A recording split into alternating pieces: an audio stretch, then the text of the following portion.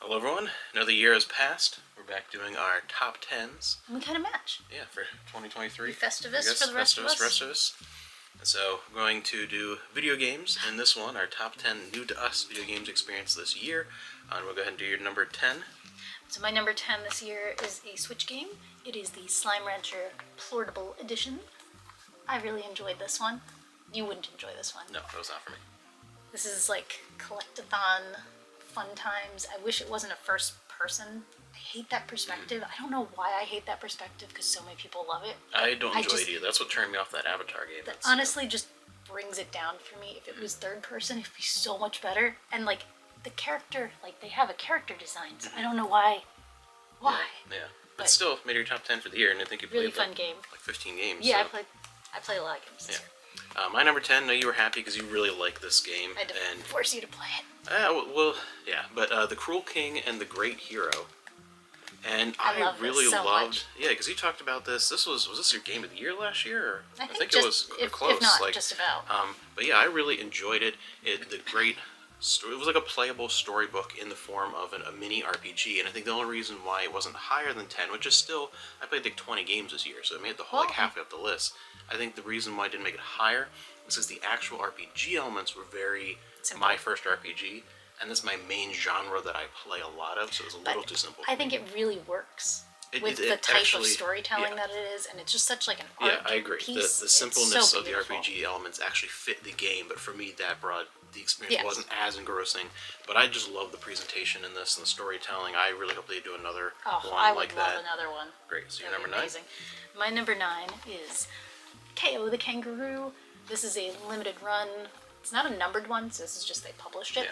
But this is just like throwback to like N64. Yeah. Like wasn't the last one like a Dreamcast or something like that? And like yes, this is. I guess they like rebooted it. Really, really fun game. Some of the voice actors are a little weird. You can tell it's definitely an indie game. Yeah. And there were some issues. I had some really, really weird glitches a couple times where like he'd fall through the screen or get stuck in the screen once it crashed. But super fun game and just like a nice throwback. Just a fun thing. My number 9, Same frustratingly, is it your number 9 too? No. Oh no, that's not my number 9. No, I'm saying it's the same type of game. Yeah. No, my number 9 is Astro's Playroom. Oh. Which we do not have a copy because there isn't a physical copy. It doesn't exist. I understand why they haven't because you literally get it with your PS5. Yes. But that was like we got our PS5 this year. This is the year we got the PS5. So there's a lot of PS4 or 5 games on my list because I played a lot of that. Astro's Playroom was such a solid platformer and had so much variety because it was kind of a testing zone exploring all the different functions of the controller. Yeah. But it didn't feel gimmicky. It actually worked as gameplay mechanics. It worked really well to where I really loved it. Well, and for someone that doesn't like platforming, I'm not a big platformer person. I just thought it was so cute. I thought it really honed in on the nostalgia for the history of PlayStation without being this overbearing. It wasn't just about that. That was just a part of the structure of everything. It was really a complete game free. We'd buy a physical copy if it existed. Absolutely. It was great. I thought it was a lot of fun. But yeah, that was actually ended up being my number 9. Yep. My number 8 is Tunic. This is such a cool game. I've really enjoyed it. It's a little bit hard. There were some parts that like I wish you could like die enough times and it'd be like, do you need help? I think you need help. But definitely like very old school kind of adventure. Well, very Zelda. Legend of Zelda. Yeah, it's like legitimately. But such a beautiful game, and I love the music, and it's just a complete package. Just a little bit too old school in some ways. My number 8 was surprisingly high.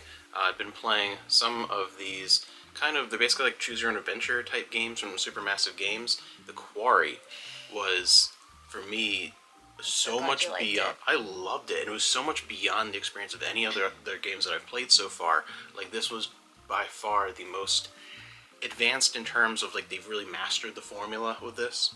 And Ted Raimi. Well, Ted Raimi was good. There's a lot of great performances, and you got to play Elara Katan. She was there's a lot of great people. Like I actually think this was like genuinely play through this game, and this is honestly one of my favorite Ted Raimi performances. Like, it's generally probably like top 3 or 4. I Like, think he's really good in it. That's what And they a lot of meant people too, not for just that. FMVs. Like, I think Yes. that's like the Yeah, this feels culmination like of the FMV. culmination of the FMV style, and like this is one that I'm going to replay at some point and make different choices. Where because sometimes these choice games, I played it once and I'm done. I don't really care enough to see all the different options. This one I do, and this was a lot of fun. This was a very just Yeah, I spectacular really want to play game. that. Really good. My number 7, I think you thought was going to be higher. I actually really enjoyed this game. Yeah. I really liked it a lot. It's Cult of the Lamb. Got the special pretty edition, which I don't understand why this has to be in the same case that like a PlayStation 4 would be in. It's a little baby. It shouldn't be that much bigger. Sale But- manufacturing. I know, but such a cool game, so much fun, so funny. You can make people eat poop. I enjoyed that. A little too repetitive for me, and some of the like micromanaging, because you're just like managing your cult. Some of that's a little tedious for me. Like after, like 10, 15 hours, like, Yeah. okay, I'm gonna sacrifice you because you're pissing me off. But really fun game. Not something I would normally play, but definitely enjoyed it a whole lot. My number 7 is a quality remake. We have Crisis Core, Final Fantasy 7, the Reunion, the remake of the PSP game Remember that when you I didn't loved want on that? the PSP. Well, I wasn't sure when it was coming out what they were really doing with it, but it ended up being, I actually prefer this to the PSP original version, because the PSP one, the one thing I did not like was a lot of the gameplay, and here they fixed a lot of that. It feels a little more like a cross between the original PSP version and Final Fantasy 7 Remake. So I really love that. Love the story.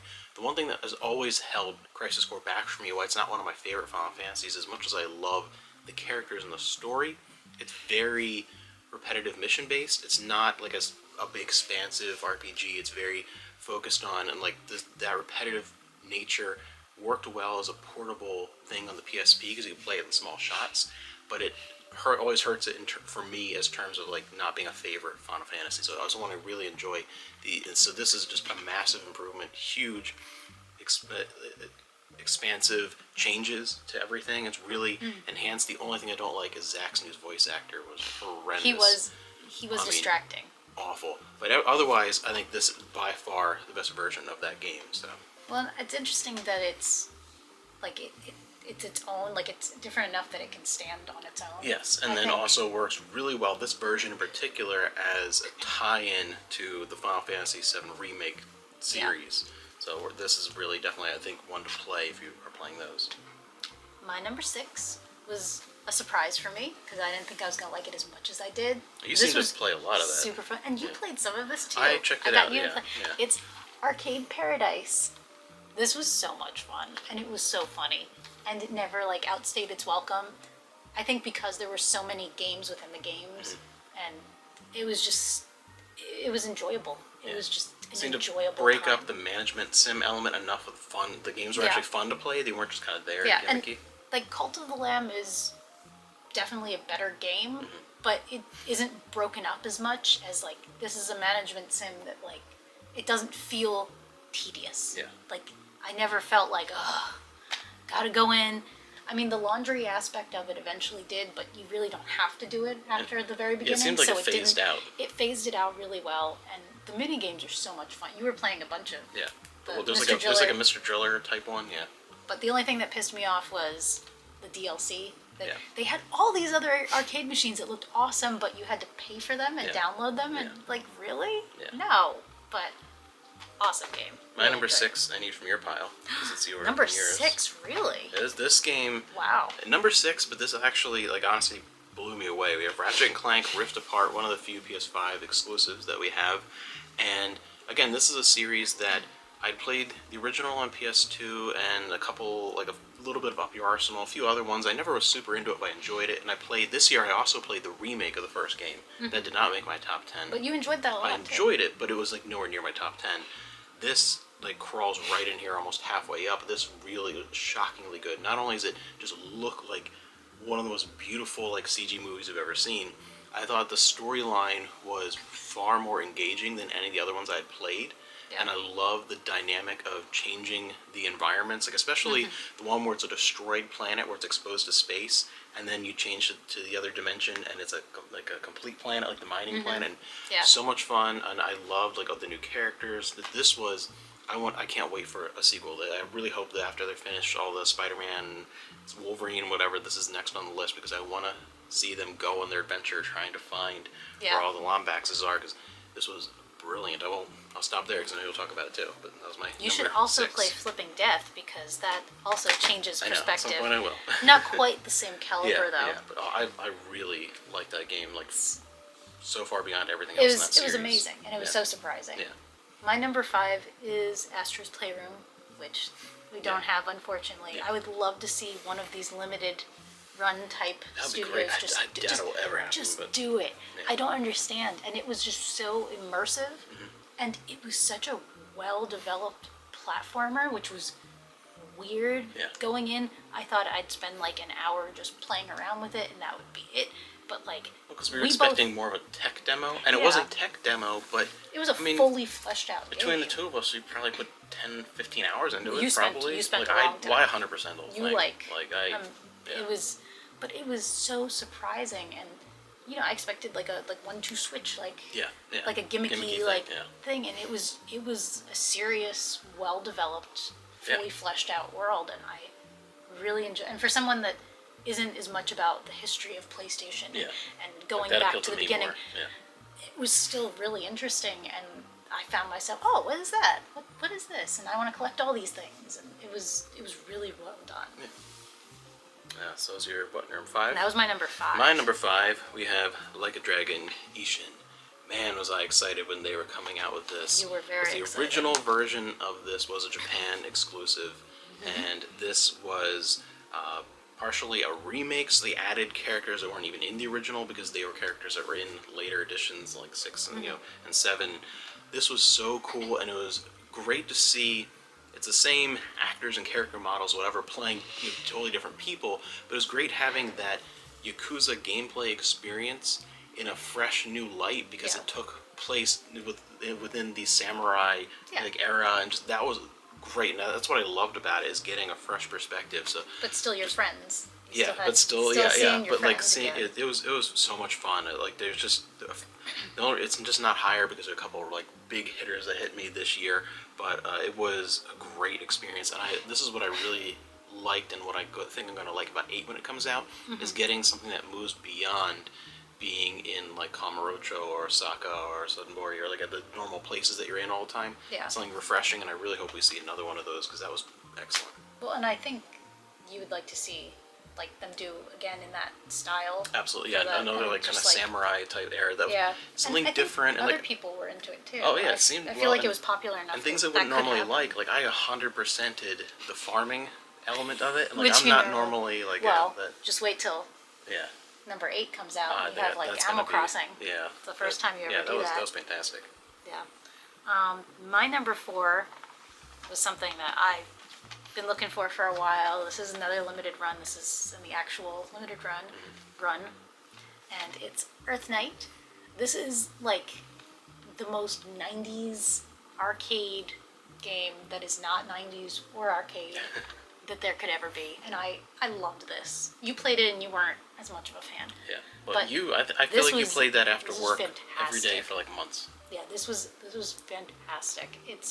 It's kind of like Sonic, where you're not really on the rails, but you're kind of on the rails, and you're That going momentum, the- constant you're- momentum. You cannot go backwards.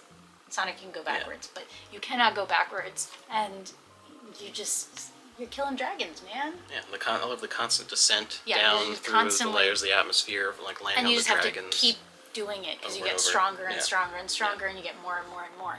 And it's just this like forward momentum that gotta do it again, gotta do it again, one more run, just one more run. And just so much fun. I love the music, I love the characters, it's beautiful.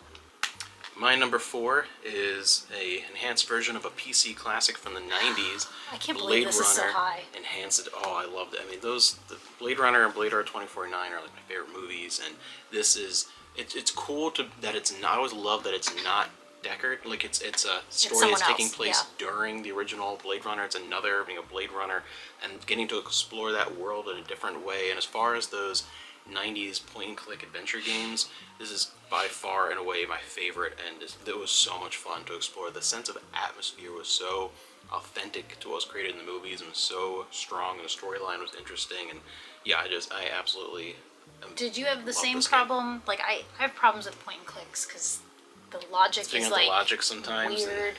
a little bit, but not as much as in a lot of those. Like it clicked with me more, like I understood the logic a little more. When you 'Cause played it as a kid, I played, but I was like, I don't know, 7 or 8, and I remember I got stuck somewhere and never played it again. well, Like, because back that's how on it the used to. Windows We 95. didn't have so, the internet. so it was tell basically, us. because these are games we played for the first time this year. This is basically my first time, because I was a little kid and played half of it. That doesn't, But yeah, this was such an incredible experience. I'm really happy that it came out. So my number 3, I was convinced was going to be my number 1. I hate when I go into the year with like preconceived notions, Yeah. and then you get like upset when things surpass it. Oh, well, I'll talk about that when I get to my number 1. I wasn't even on my radar, really. But it is kind of nice. But this was such a great game. I loved this game so much, and I feel like more people need to play it or talk about it because I never hear anybody talking about this. This is Kenna, Bridge of Spirits. So beautiful, so wonderful. This was just, oh my gosh. This is the first game from Ember Lab Studios, and I hope it's not the last. I think this did well enough though, but unbelievable. It was so beautiful and just artistic, and I loved the atmosphere and the characters, and it was so cute. And look at the cute little guys, they're so cute. Oh my goodness. Alright, my number 3, we have just the expansion, the Final Fantasy VII Remake Intergrade. I played Remake multiple times, so it's not including Remake, but just the expansion in this edition with Yuffie, it was that good that it's my 3rd favorite game of the year, just that expansion. It added so much cool stuff, so many new gameplay mechanics. Yuffie's one of my favorite characters from Final Fantasy VII, so I really loved everything that they added in there. It was a fun experience. It's adding so much to the legacy of this remake franchise, and the Dirge of Cerberus, elements that they put in there as well with her story. It was fantastic. I absolutely loved it. That little bit there with Yuffie was good enough to be my 3rd favorite game of the year. Well, and you got to give Square Enix more money. Yeah, which because is, if I get another copy of Final Fantasy. I said that when it first got announced. Yeah, I was you like, gotta this is going to be buy so many such a copies. cash cow. Yeah. This is just like, how many times can we get you to pay us Buy for the Final same Fantasy thing? VII. Yeah, And just add more. yeah, just a little bit Give more. it more. My number 2 for the year, I really didn't want this to be so high. I Good. didn't think it was going to be so high. Everyone I spoke to is like, you need to play this. Why haven't you played this yet? This is going to be amazing.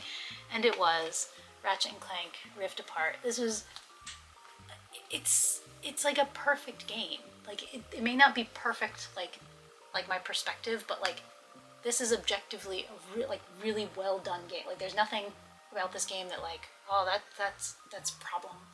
It's beautiful, and the voice acting is great, the music is great, there's great, like everything about it is really good. And I don't know why it shouldn't be this good. It's really good. For what it is, Yeah. but I really enjoyed it, so. My number 2 Oh, is this is shocking. the most, it's also the most frustrating thing of It'll not be just of the okay. year, a long time. It'll be but okay. The expansion to Xenoblade Chronicles 3, Future Redeemed, I immediately assumed that was going to be my number 1 as soon as it was announced, but it was an incredible experience. I am so frustrated that there's no way to get a physical copy because it is... Give them time. I but think it's going to. just because it's not just an expansion to the Xenoblade 3 experience, it is really a connection and a culmination of everything. that came Xenoblade before. from the original Wii all the way up. It is it's like having a 6-part book series, and you have the first edition hardcovers of 1 through 5, and number 6 is an ebook exclusive.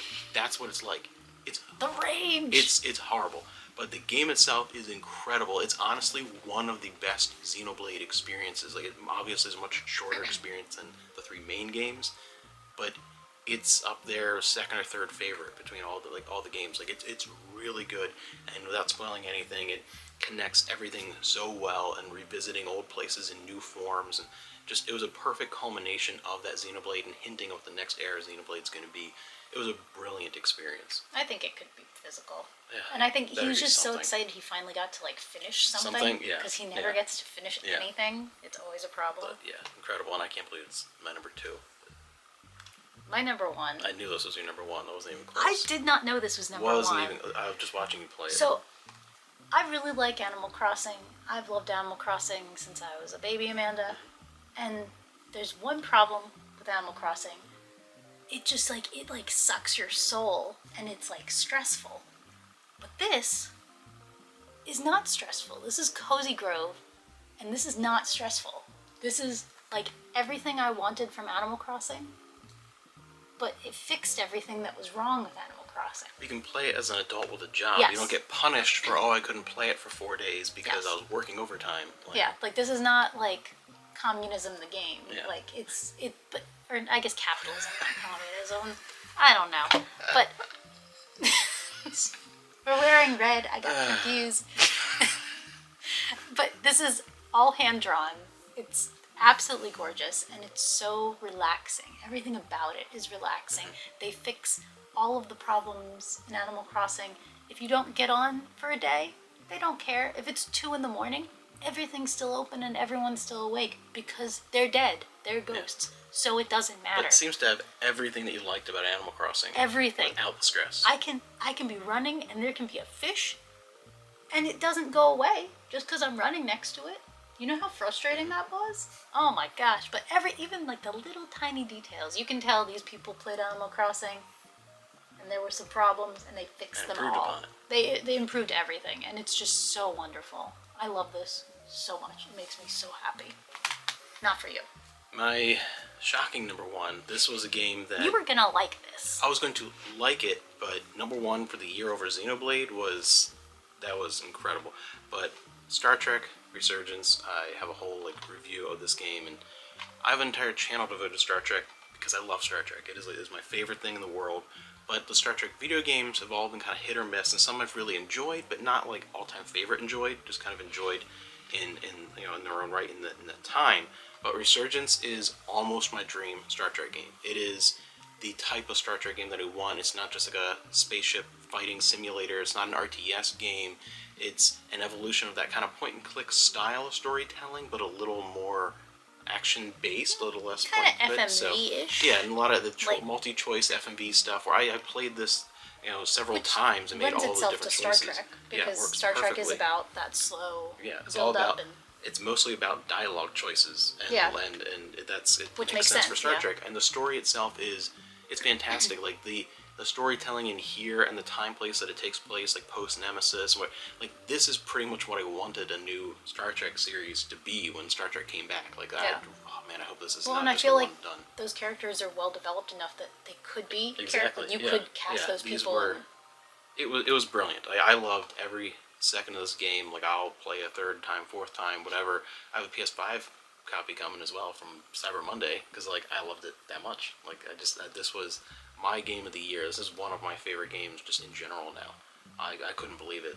Just shocking. I feel like as we get older, we are more into the games that are more casual, not 5,000 hour RPGs. Even though next year is the year of the RPG. Well, but I feel But like I like the shorter I feel like you can experiences. appreciate Yeah. as you get older. You can appreciate the games more that shorter cater story that focused. cater more towards you have a life and Yeah. things that you can't spend 500 hours Yeah. playing these games. But I think we're both more into those, and I feel like you can appreciate it more. As And a we whole. both have an honorable mention for games. Yes. What's your honorable mention? My honorable mention is a game, I think we got this last year, or maybe it was this year, I don't remember. But this is the Capcom Fighting Collection. I really enjoyed this, and I love that there's 10 A ton, games. It's yeah. more than 10 games actually, but there's so much in these. That's one thing I love about this generation is that there's such a representation of everything that came before it, and we can have these 10 games, which would cost us probably $500 now Oh, yeah, to get all of it. easily. But it's so much fun, and it's cool to see the progression of a lot of these studios and a lot of the games. So My honorable mention is a weird one. It's actually technically going to be my first game of 2024 because the shipping delays of Play Asia was going to be for this year, but didn't get to quite wrap the whole thing up before filming this video. But we have Like a Dragon Gaiden. I had to mention I'm going to be back on here talking about my experience with it. But you enjoyed it? oh my gosh, Did you? I love this Did game. you? So this was supposed to be You for this having fun? year, but yeah, but didn't quite make it just because of the delays. You know, didn't get to start it till like almost middle of December. Who's that secret agent So, man? Secret agent man, He's not a secret. who everyone knows is secret. It's He very is fun. It's not really a funny. secret. But yeah, this is an incredible game we're talking about. But I had to have an honorable mention because it explain why it wasn't on this list because it's a great game. So those are our top 10 video games for 2023. Let us know And, yeah, love yours. to hear what your favorites are. Any And, suggestions for next year? yes, 'Cause anything you played. Not for that- him. Not for me because I'm booked with he's booked RPGs. solid with RPG, RPGs. year of the RPG next But year. I'm always looking for something exciting.